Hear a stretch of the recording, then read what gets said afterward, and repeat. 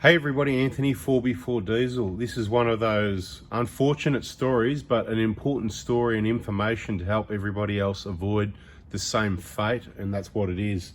So just briefly, this client has purchased injectors thinking he's got injector problems, and it's not the injectors. He had a cracked piston because these are the original injectors that have done over 300,000 Ks. I think it was close to 350,000 Ks. I'll have to check that information. You can see they've been knocked around since coming out. So yeah, that's a bit of a problem, not having a solenoid on top, if you ever wondered what it looks like when you smash the plastic off the top.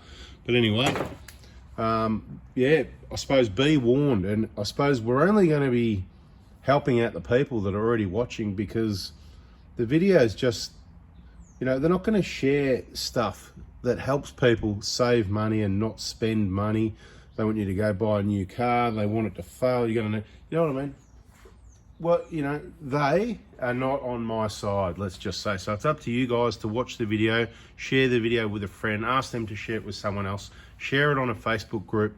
The real information, it's not just 1KD FTV engines, but this is what we're talking about right here. It's the 4-cylinder engine in the Prados and the Hiluxes. It is highly strung, it is maximum output, needs to be running in peak condition. It's well documented by Toyota.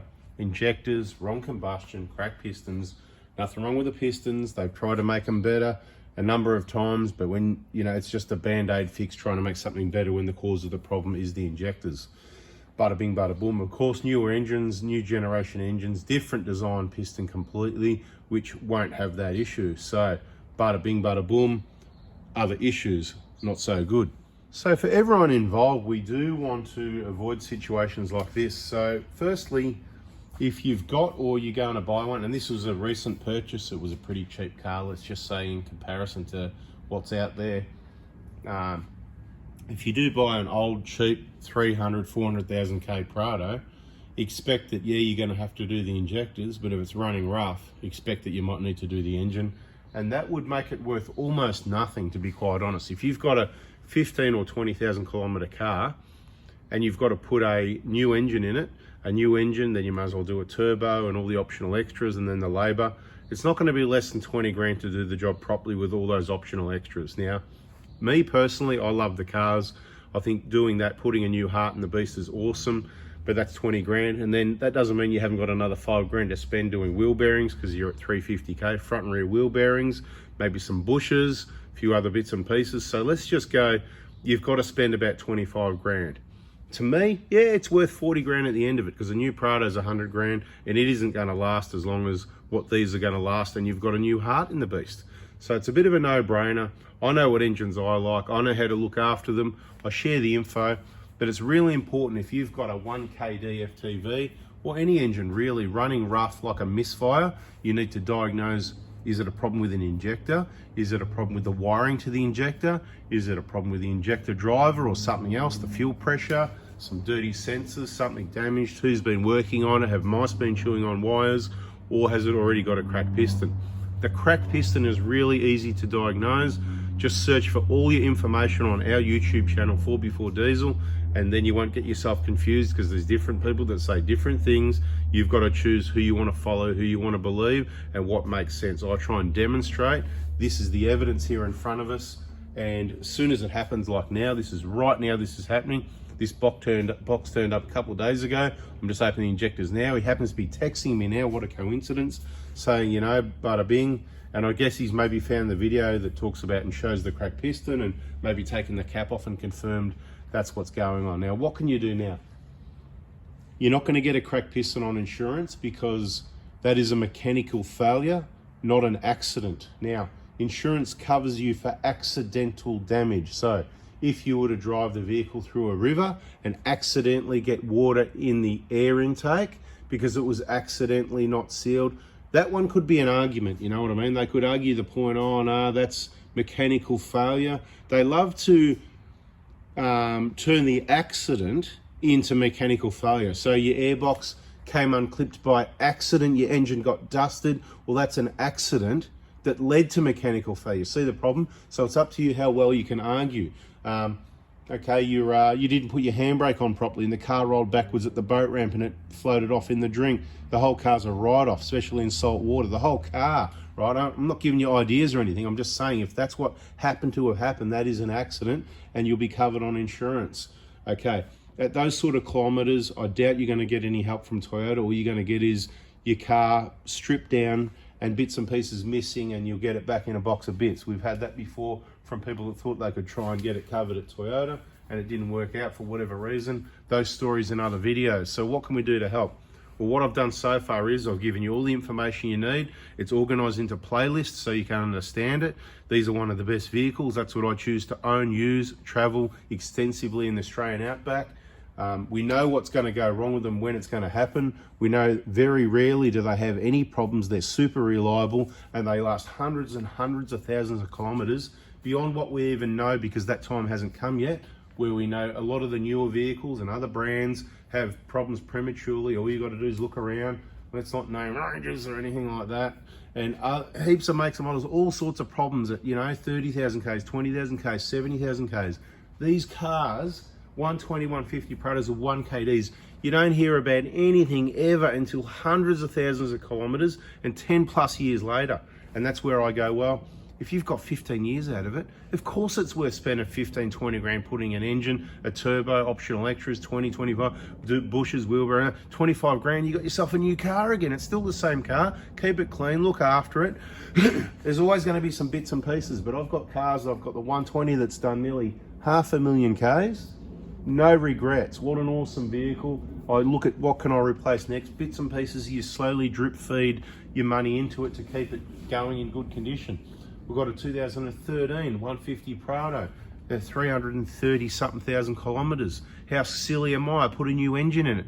And then that engine went into another vehicle. Similar situation to this, 450,000 Ks, cracked piston, and he decided, oh, well, I'm just going to sell it.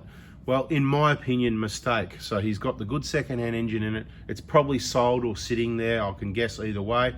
He went away on a trip in his new car. I think did he get the Ranger or did he get the Isuzu the other day? Watching a video, the CSR Isuzu broke an axle. So as much as people think they're good, well, the whole axle housing broke off by the looks of it on the CSR, whatever.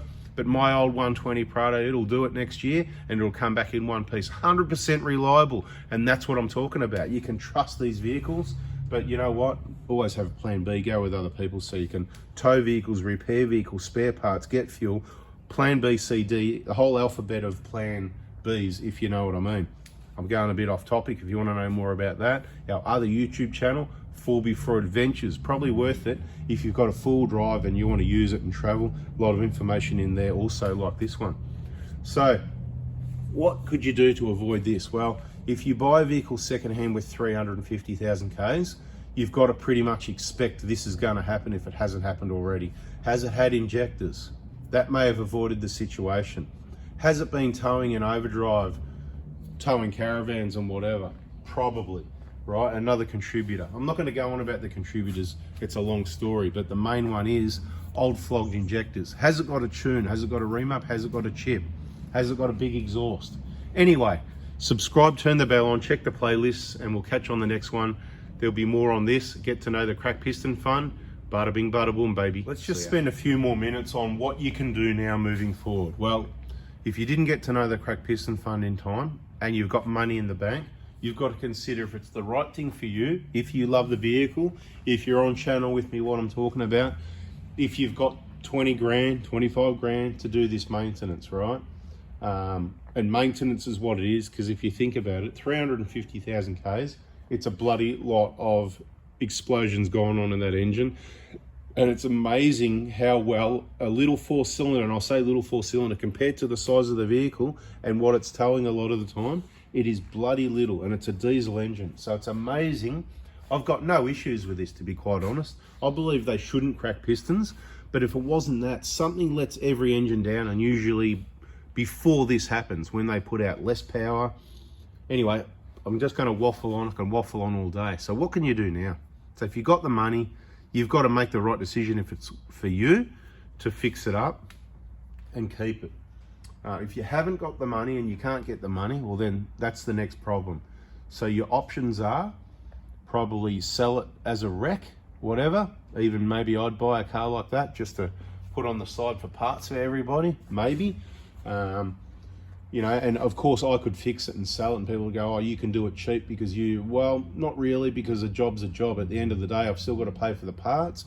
We've still got to spend the time and do the job. And whether I'm doing that job or a paid job, you know what I mean? If we're doing our job, we're not getting paid. So if we're not making markup, it's still our time. So it works out the same anyway. So I'd then be needing to sell the car for, well, if I paid, you know, let's say I paid $5,000 for the car and I spent 25 on it. Well, I need to sell it for 30 just to, you know what I mean, cover costs on the car and the normal engine job. But if I'm going to get the car, then I'm going to have to do other work, clean it up, maintain it, make it like a bloody beauty, the way how we roll, mate. It's our job. I've got to put my name to it. So it's going to be a $45,000 car. Am I going to be able to get that?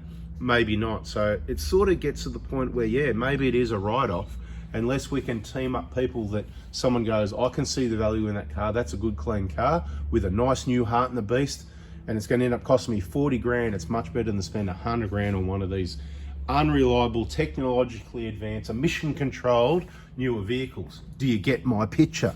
What are you going to do? Go buy a new car and spend where'd you get the money for the new car? What are your options here, right? So you really got to think deeply about what the options are. Now, back to accidents. If it happened to be an accident, if something, you know, like, you know, I used the example before, rolling backwards off the boat ramp into the water. That'd be a dead set write-off, you know what I mean? That'd be a waste of a good new set of injectors. So one of the first things you do is get those bloody injectors out of the engine because they're valuable. Keep them clean. Everything needs to be kept clean. I hope this was a clean job. And then you might find someone that wants a good, clean, brand new. The thing is, you can't sell them as new anymore. They've been installed in an engine. There's risks involved because I didn't do that. If I did the job in this, you know, like if I was, let's just say I made the mistake. I went, oh yeah, you know, this just needs injectors. And how clean the job is, I can take the injectors straight back out. They're as good as new, mate. I'll put them straight in my own car. Any car, 100% confident. I didn't do the job. I don't know how clean the job was. I don't know how clean it's going to be taking them out. Injector inlets right here, open, waiting for whatever's going to go in there. That's why these injectors, they couldn't be trusted. And they're old. They're 12, 13, 14, what are they? How many years old are they? 13 years old, something like that, 13, 14 years old. 350. Isn't it amazing that how long, and these were still working. These are DLC coded, so don't push your luck with your DLC coded. 2012, this month, I believe would be. I've got to pull them apart and check, but I'm not doing anything yet than telling you. So what else can you do? As far as insurance goes, it's got to be accidental damage. So there's your tip. I wouldn't go recommend park the car somewhere and burn it and all this sort of thing they do. But you need to think really hard if there's a way that you can get that cracked piston, that vehicle covered under an accident if you haven't got the money. Then maybe, you know, you've just got to get creative thinking. You know, I said they're creative in getting out of it. So accidental damage, it's an accident, but they'll turn it into that ended up in, but it was caused by an accident of some sort. So have a think about it. I don't know if a dusted engine or dust on it. Check things out. Look for evidence. Maybe there's other contributors. Maybe there's something we missed. I'm just talking general here, not specific to anyone. It's to help out someone and anybody that watches the video. Yes, I'm waffling a bit, and that's about where it's at this stage. There's more videos in the Cracked Piston playlist. We've got the playlist there with all the other videos and all the other info. And if you've got one of these vehicles, I don't care if it's a V6, a bloody petrol, diesel, 1KZ, 1KD, or a 1GD or whatever, 10 minutes a day, mate. It's all it takes, and you can get yourself educated. Everybody that's got one, that's ever going to buy one, should be all over every video and not miss it, in my opinion. And for example, this could have been avoided. So the whole risk of buying the older vehicle, that's fine.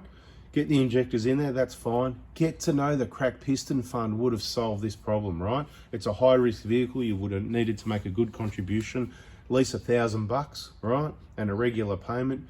And if you got high Ks like this, I haven't seen the vehicle yet, and these are the things we're going to look at if you go, oh, you know, I've got a cracked piston. If you buy it with a cracked piston, it's not going to work, and I've got my ways to work all that out. So I don't think anyone that conniving would get to the end of the video anyway. But anyway, that's it, guys. Catch you on the next one.